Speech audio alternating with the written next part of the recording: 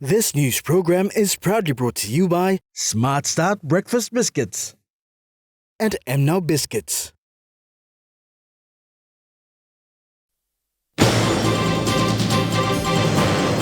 Trukai Industries Limited supports the 26th Wawagira Festival. COVID-19 vaccination project rollout concludes. And ICCC signs MOU with Western Provincial Government.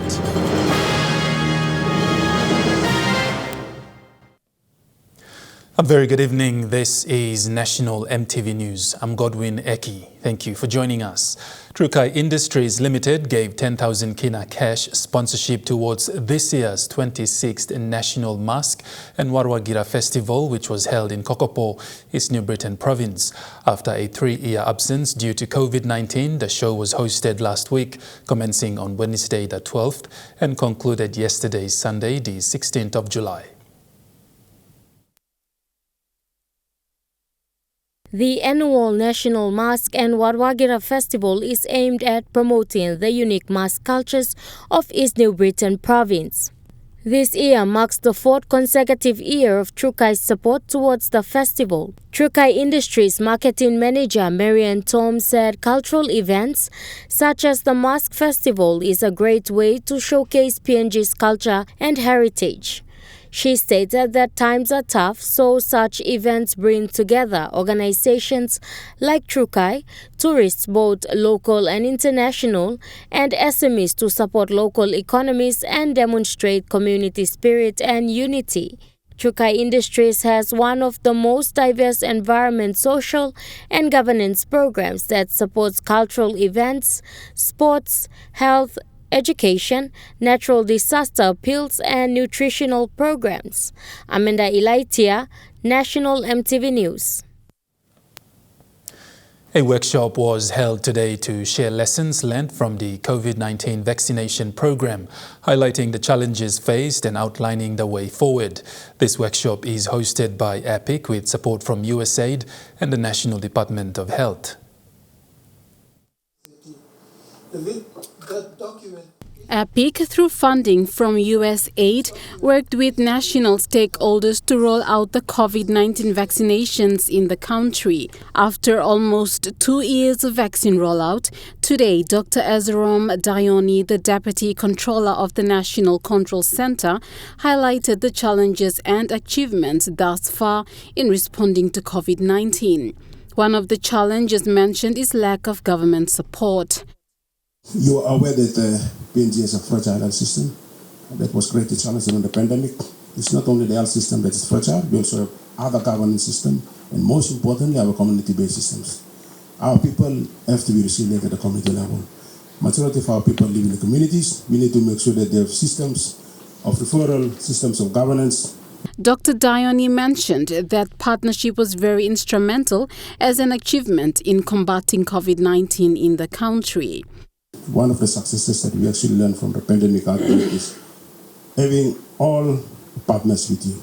That's why the government in its wisdom set up what we call a joint agency task force. Deputy Secretary for the National Department of Health, Ken Y, also mentioned that partnership is the way forward to tackle health issues in the country. We are able to only cover and manage 30% within our domain. And where our hands cannot extend far, where our legs cannot go that far, where our eyes cannot visualize far, that's where our partners come in. Country Coordinator and Active Senior Development Advisor for USAID, Rebecca Price, acknowledged the support they received from all stakeholders in PNG in rolling out the vaccine project. With her acknowledgement, she mentioned another additional funding for the EPIC project to continue. On that note, I'm happy to announce today that an additional $1 million in support to the C19 RM funding has been approved by USAID for EPIC to work with World Vision and further lab and surveillance system strengthening efforts. EPIC is a 5-year global project funded by the U.S. President's Emergency Plans for Aid, Relief, and the U.S. Agency for International Development. It is dedicated to addressing HIV and COVID-19 pandemics. Cynthia Maku, National EMTV News.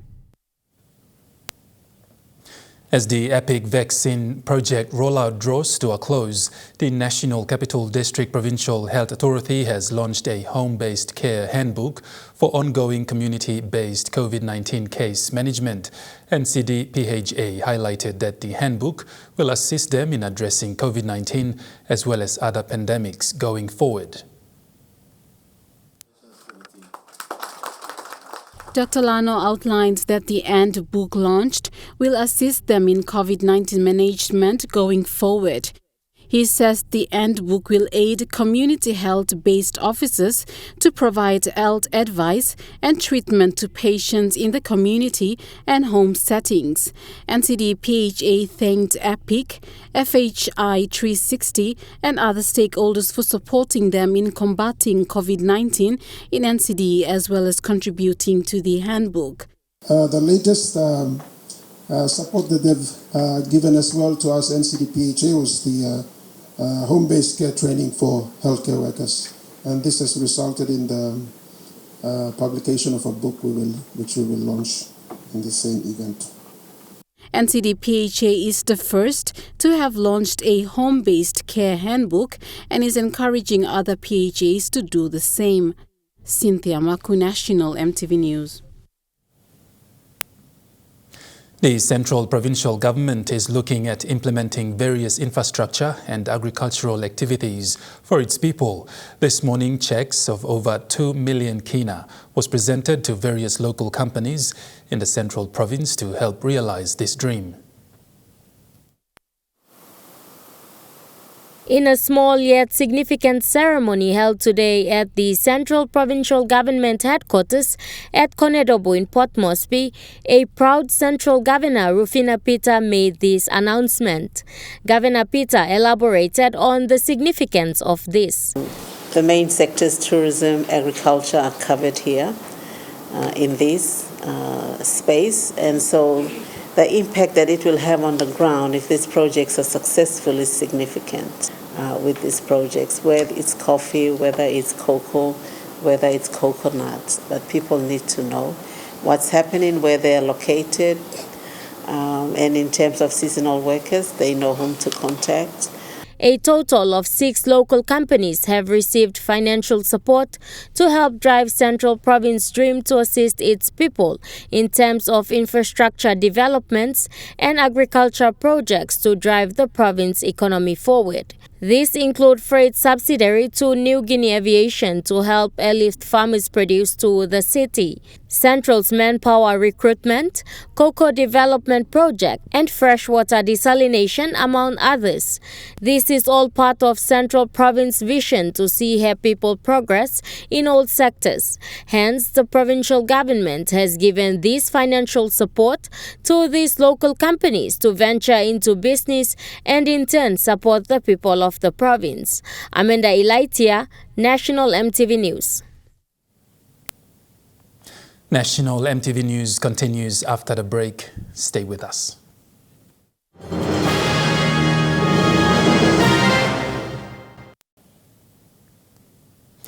You're watching National EMTV News. The Independent Consumer and Competition Commission today signed a Memorandum of Understanding with the Western Provincial Administration following a 2-day workshop for business development officers. The MOU was witnessed by the ICCC Commissioner Paulas Ain, Western Governor Taboy Awioto, and Provincial Administrator Robert Alphonse Kayun. Following the induction training conducted by the ICCC in Port Moresby for business development officers from Western Province to equip them with necessary skills and knowledge to carry out some of the duties or tasks assigned to them by the ICCC, the 2 officers were awarded certificates and their work ID cards witnessed by the Provincial Administrator and the Governor for Western Province. Provincial Administrator Robert Alphonse Kayun stated that the MOU is only timely, especially with the increasing number of businesses in Western Province and how consumers continue to suffer from high prices when it comes to goods and services. The business community sometimes become very unfriendly. They increase the price, they decrease the price, so it fluctuates. And with this engagement, we are confident that we will help ICCC.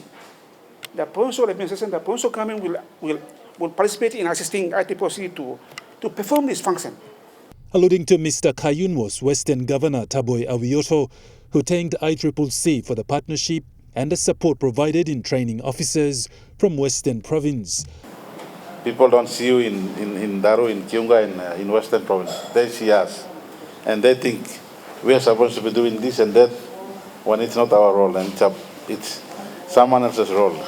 ICCC Commissioner Paulus Ain, in his keynote address, stated that business development officers from the provinces must carry out their duties diligently and report issues accordingly to the ICCC head office in Port Moresby. But having you today to sign the document itself that will give rise to some of the things that your staff have been going through, but were successfully trained by our team. So they are going back well equipped and ready to get on the ground. So you are only putting eyes on the cake. So your being here is very is timely, and we acknowledge your presence as well. He added that consumer protection is paramount and something ICCC upholds as it continues to carry out its operations in the country. Commissioner Ain said the MOU signing today between Western Provincial Administration and the ICCC will essentially facilitate an effective cooperation towards achieving the goals and objectives of the ICCC and the Western Provincial Administration as per the overall objective of the national government to improve and empower the welfare of the consumers in Papua New Guinea. The event ended with the signing ceremony and gift presentations. An enthusiastic businesswoman is determined to begin a coconut cocoa pit project in the Central Province. She says with the financial assistance she has received from the Central Provincial Government, she will soon purchase factory machines to begin this ambitious project.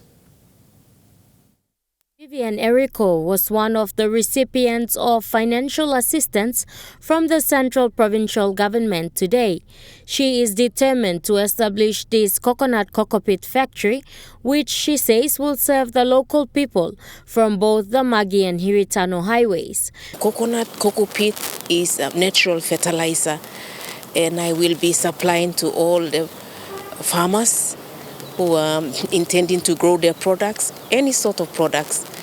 That's where my focus is. So I will be utilizing the shell and the husk. That's where my main focus would be. Vivian says she is looking at setting up the factory at Taurama, and from there it will eventually branch out. Her company will buy coconut shells and husks from locals in the Central Province and will turn them into usable products such as beauty oils and others. With the 250,000 kina assistance from the Central Provincial Government, she is determined to start soon.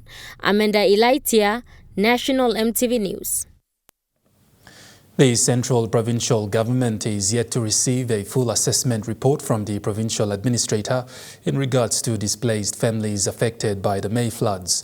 Governor Rufina Peter made this known today at the Central Provincial Government's headquarters. Displaced families continue to live under tents and makeshift shelters in Gabagaba village and other villages in the Central Province since May of this year, when their villages were devastated by floods. The provincial government is still waiting for the provincial administrator to finalize disaster assessment reports so relief supplies can be delivered accordingly. This was made known by Central Governor Rufina Peter today. We've had a draft report, which I've looked at, but there were significant things that I needed them administration to come back on. It hasn't come back, so I cannot comment further on that. EMTV News understands church groups have combined and assisted the displaced families with clothing, bedding and other vital necessities. However, they are struggling to rebuild their lives again. All my belongings were washed away. I was left with the clothes I'm wearing. I woke my wife up and we came here. And we have been here ever since. No one has come to our aid. The wait continues for Egi Daure and all other displaced families affected by the recent floods as they struggle to rebuild their homes and mostly their lives after all they had were taken away from them in the blink of an eye when the floods hit. Amanda Ilaitia, National EMTV News. Kina Bank today launched an e-commerce payment platform. This platform offers easy-to-use and a secured online payment system that allows customers to pay their bills. This e-commerce platform is not closed to Kina customers only, as it can be used by other commercial bank customers as well. Pay Better is the first on the market that is fee-free for bill payment, prepaid phones and power recharges. Country Manager for Kina Bank, Lesieli Taviri, gives a highlight on this new platform. Anyone can actually register from anywhere around the world. So if you have one-talks who are living and working overseas, they no longer need to transfer money to your account for you to pay for your Easy Pay or your top-up.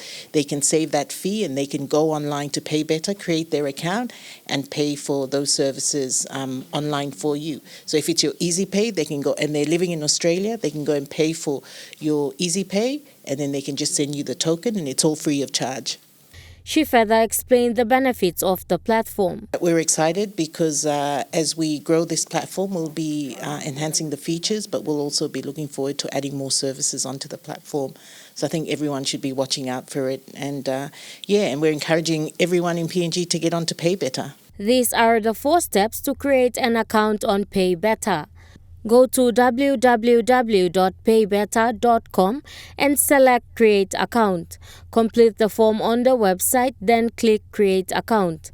An account activation link will be sent to your registered email address. Click the Active button to activate account. Enter email address and password and click Login. Get the 6 digits one-time password sent to your registered email and enter into the verification field, then submit. The important thing is it's fee-free, so we don't charge you. As reiterated by Kina Bank Country Manager, more features will be added to the platform in due time. Amanda Ilaitia, National EMTV News. In its 10th season, EMTV's Vocal Fusion provides a platform for young and upcoming artists to explore and nurture their talents in the music industry. This week, Wednesday, we'll see the top 12 contestants vying to secure a spot in the next round of the season. 19-year-old Martina Kara, who hails from Central Province and is a first-year journalism student at the University of Papua New Guinea, shares her music journey and what it means being a part of the Vocal Fusion competition. I started singing when I was a very small girl. The bathroom was my favorite place to sing. So who inspired me to sing was my grandfather, because growing up, he always sang to me when I was a small girl. An excited Martina says the skills and experiences she gains from this competition will help her go further in her music journey. It's really exciting being part of this because not all the time you get to experience this. Getting free vocal coaches from Lavina and making new friends and all that. So I'm very excited to be in this competition. I'm going to start recording songs and releasing them if I have time to do that. For 10 seasons thus far, Vocal Fusion has been providing a platform that has been giving young upcoming artists an opportunity to showcase their talents and further their musical careers. The live recording of the top 12 contestants will take place this Wednesday, starting at 7 p.m. at the Cosmopolitan in Port Moresby. Amanda Ilaitia, National EMTV News. And now looking at the Nest Fund market report, the Kina closed unchanged at $0.2800 US in the interbank market. At Bank South Pacific, your Kina was buying $0.2725 US, 0.3956 Australian dollars, 0.2349 euro, 37.42 Japanese yen. Looking at commodity prices at New York closed, gold is trading lower, coffee closed higher, cocoa closed higher, copra closed higher, palm oil closed lower, crude oil is trading lower, and copper closed lower. On the stock market, the Dow Jones closed higher, the ASX 200 is trading higher, and the All Ordinaries is trading higher. National EMTV News continues after the break. Stay with us.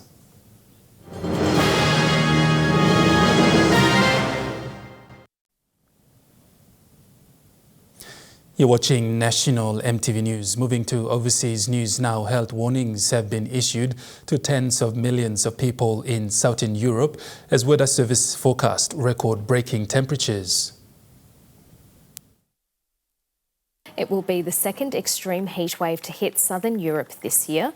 The Italian Health Ministry has issued red alerts for 16 centres, with Sicily reaching 48 degrees. Dangerously high temperature records are also being recorded in the United States. Climate scientists say the increasing effects of climate change combined with an El Niño weather pattern are behind the conditions. They say global atmospheric conditions are also behind the extreme rain in South Korea that has killed at least 37 people. While the worst of the weather has now passed, the recovery operation in Korea still has a long way to go, and there's more intense rain expected on Tuesday. A lot of attention has been focused at this underpass, which was inundated when a nearby river burst its banks. At least 15 vehicles were submerged, including a bus. 9 survivors were pulled on Saturday, but only bodies were retrieved on Sunday. Despite the huge effort from rescue workers, those awaiting news about loved ones have given up hope. I'm just speechless. I came all the way here in the morning and haven't eaten since then. There was some good news elsewhere. Here we see emergency workers rescuing a woman who was swept away while crossing a bridge. The weekend's disaster was triggered after 300 millimetres of rain was dumped over the country. That deluge came after a week of wet weather, meaning the land was already saturated. Now, it is the monsoon season in Korea, so heavy rain is fairly typical. But experts warn the warming weather due to climate change is allowing the atmosphere to hold more moisture. And that means intense rain bursts like what we've just seen will become more likely in the years ahead. In Southern Europe, a second heatwave is forecasted to hit this week, while in the United States, temperature records are set to be broken as climate change effects are felt all over the world.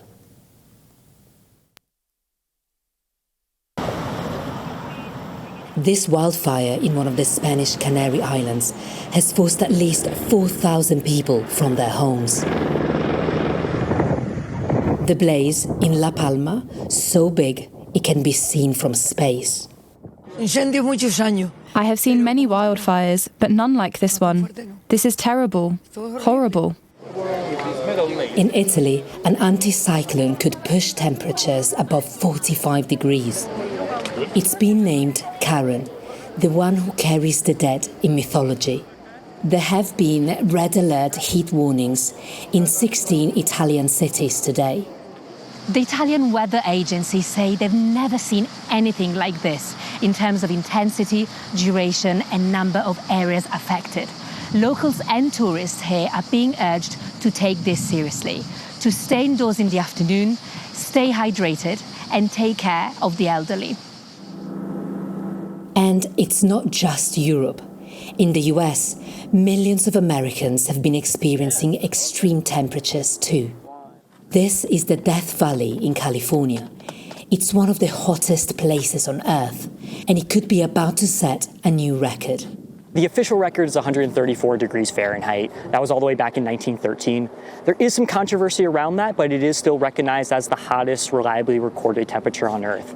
But we haven't hit 130 here in Death Valley for over 100 years. We didn't hit it. And then in 2020, we got 130. In 2021, we got 130. And then we might hit it again this weekend. Last year, more than 60,000 people died across Europe because of soaring temperatures. And with this heat wave expected to continue well into next week, there is no respite in sight. A 51-year-old man is expected to face court today, charged with the shooting murder of his wife and attempted murder of his daughter in Adelaide's northwest. Karen, it was on Saturday afternoon that police were called to Campbelltown in Adelaide's northeastern suburbs after reports of gunshots and also neighbours seeing two women collapsed in the driveway. When crews did arrive in Campbelltown, 51-year-old Alexandra Virgulis was found dead at the scene. Her 22-year-old daughter had also suffered serious injuries. The daughter, Daniela, she was rushed to the Royal Adelaide Hospital. That's where she remains in a serious condition.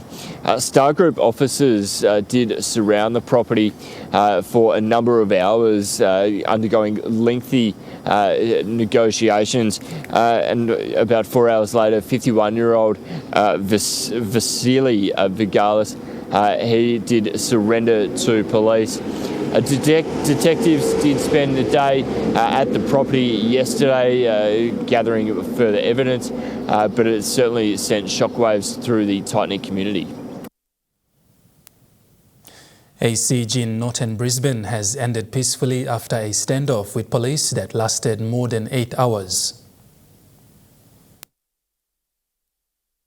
This standoff and this siege really lasted well into the night, and it involved some heavily armed police officers as well as police negotiators talking with this man, 33-year-old Bernard John Matthews. And look, he was wanted by police for some time. They had been looking for him around the northern suburbs of Brisbane and tracked him down to an address at Nunda yesterday afternoon. That was at around about 3 o'clock. There was dozens of uniformed police officers that attended that scene yesterday afternoon. And it's understood that 4 people voluntarily came out of that unit complex, but 2 people refused to come out, and that was Bernard Matthews, and also understood his girlfriend was also inside. You're watching National EMTV News. Trukai Sports is next. Stay with us.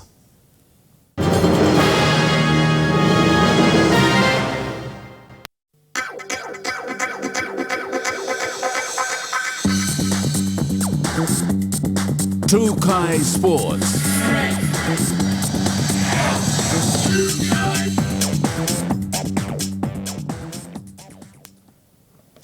Welcome to Trukai Sports. Following a bye last weekend, the National Rugby League competition will head into its round 14 matches this coming weekend.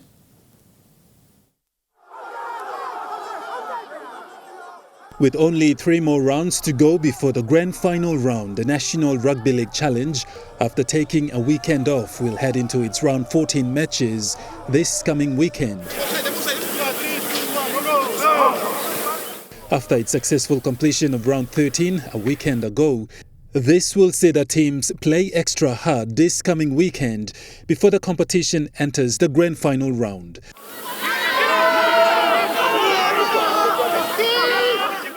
The completion after this weekend will have 3 more rounds remaining before it completes its regular rounds and jump into its grand final rounds, including the preliminary rounds, semi-finals and the grand final round between the top 2 teams.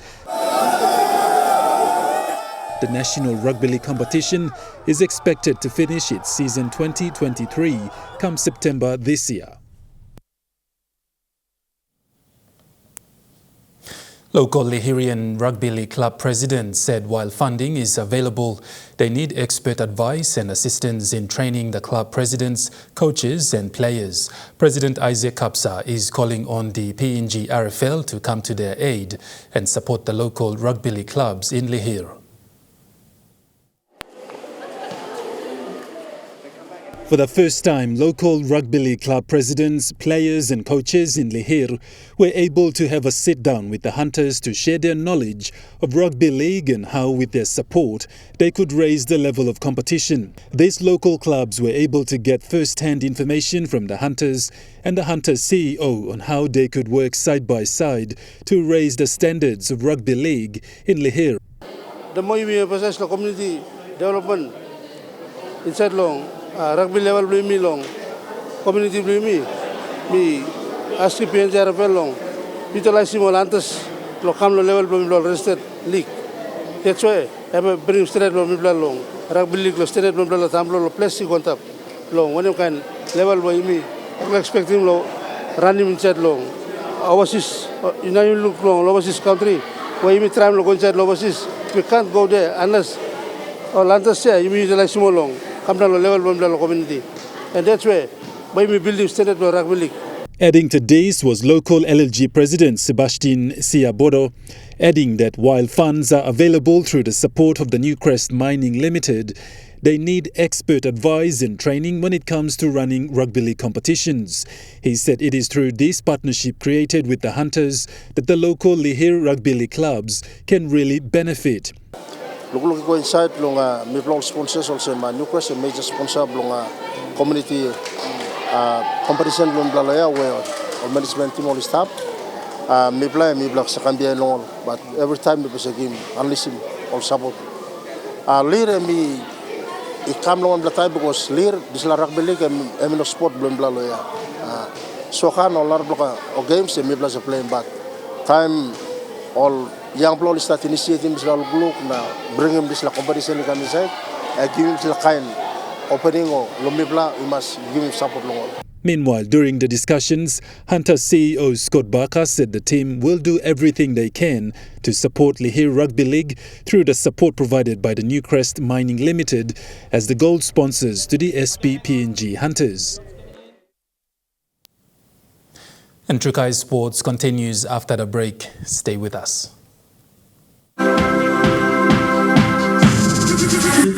Trukai Sports.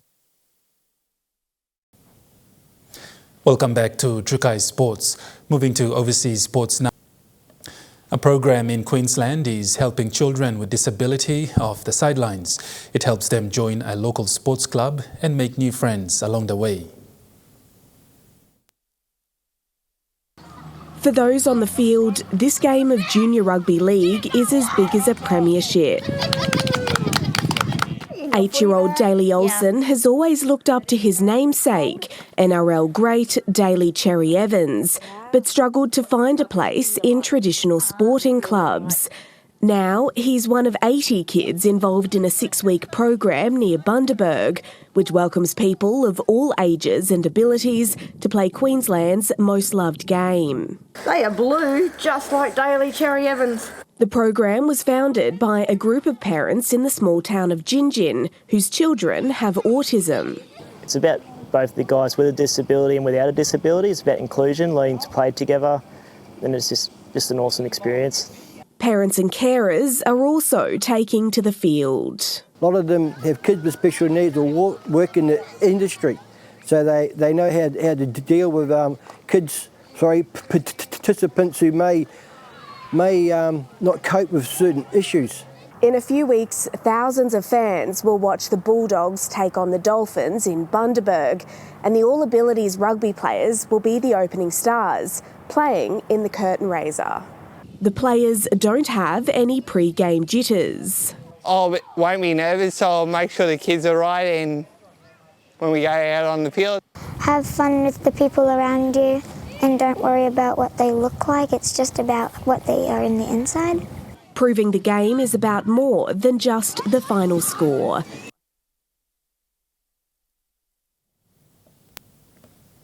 The changing of the game in men's tennis has begun as Carlos Alcaraz ended Novak Djokovic's long reign at Wimbledon with a 5-set victory. The 36-year-old Serbian had been indestructible on Wimbledon's centre court for about a decade, but he finally met his match as he ran out of ideas in trying to stop young gun Alcaraz from claiming the title.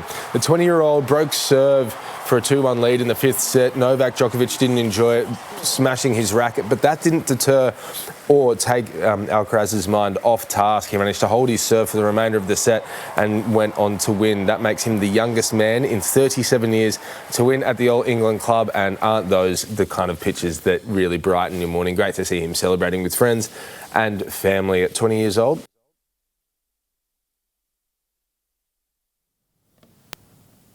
Australian netball team are preparing to head off to South Africa for the upcoming Netball World Cup being held in Cape Town.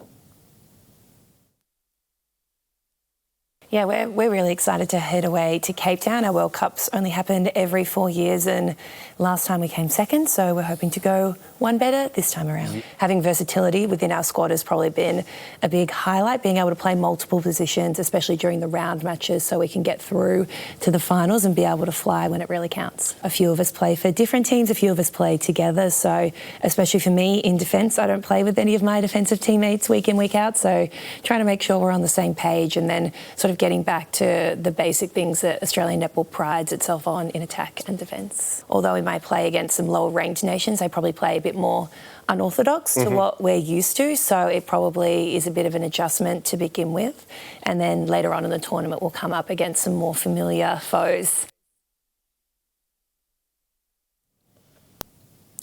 That ends Trukai Sports. The Money Plus weather report is next. Stay with us. Trukai Sports.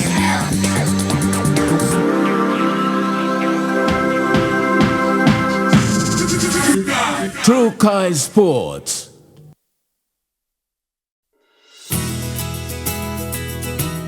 This weather update is proudly brought to you by Money Plus, with you always.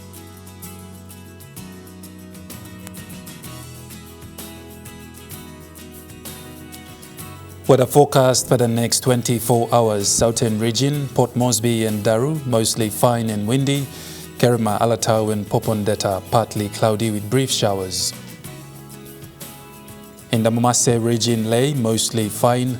Medang, partly cloudy with few showers and possible thunderstorm. Wewak and Vanimo, partly cloudy with few showers. In the New Guinea Islands region, Lorengau, partly cloudy. KV cloudy with few showers and possible thunderstorm. Kokopo and Rabaul, cloudy with some showers and possible thunderstorm. Kimbe, partly cloudy with possible shower or two. Buka, cloudy with some showers and thunderstorm. In the Highlands region, Mount Hagen, partly cloudy with possible brief showers, then morning fog. Goroka, Kundiawa, Mendi and Wabeg, mostly cloudy with few showers, then morning fog.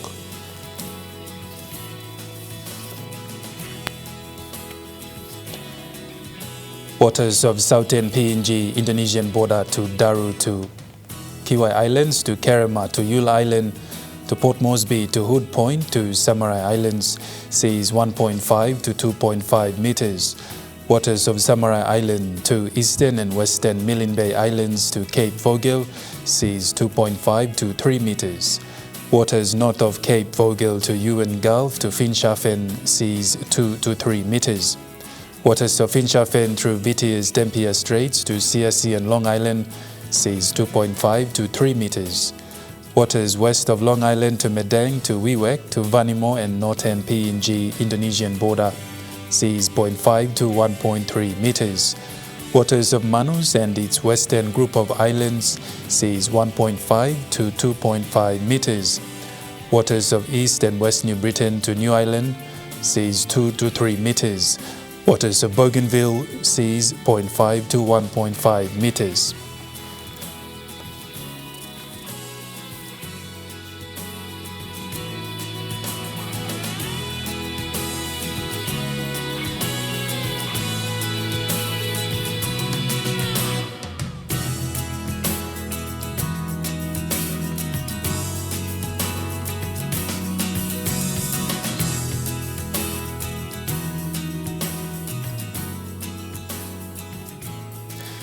Looking at the ocean forecast, Coral Sea, seas rough, southeast winds of 20 to 33 knots. Solomon Sea, seas rough, southeast winds of 25 to 33 knots. Bismarck Sea, seas rough, southeast winds of 25 to 33 knots. And Pacific Ocean sees slight southwest, tending clockwise winds of 10 to 15 knots.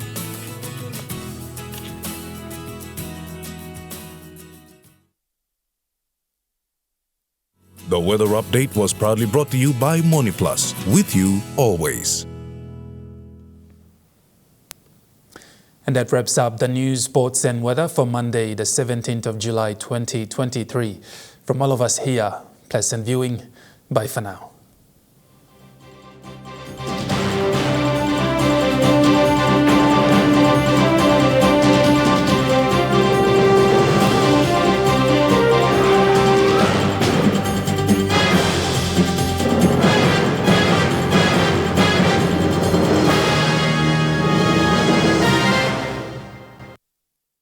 This news program was proudly brought to you by Smart Start Breakfast Biscuits and Gold Nuggets.